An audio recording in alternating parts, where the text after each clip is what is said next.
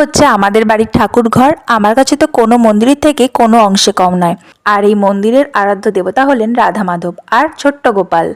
জ্ঞান হওয়ার পর থেকেই দেখে আসছি আমাদের বাড়িতে বছরেই একটা দিন খুব খুব ধুমধাম করে পালন করা হয়। জন্মাষ্টমীর জন্য আজ আমাদের বাড়িতে সকাল থেকেই তোড়জোড় আরম্ভ হয়েছিল। গোপাল যা যা খেতে ভালোবাসে মা তাই নিজে হাতে রান্না করে দিয়েছে।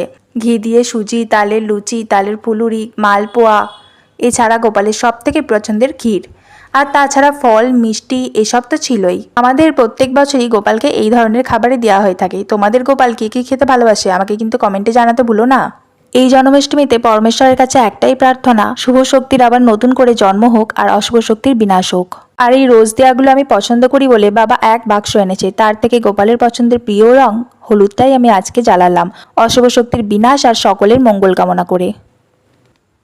আমাদের জন্মাষ্টমী তো খুব ভালো কেটেছে। আশা করি তোমাদের সকলের জন্মাষ্টমীও খুবই সুন্দর কাটুক।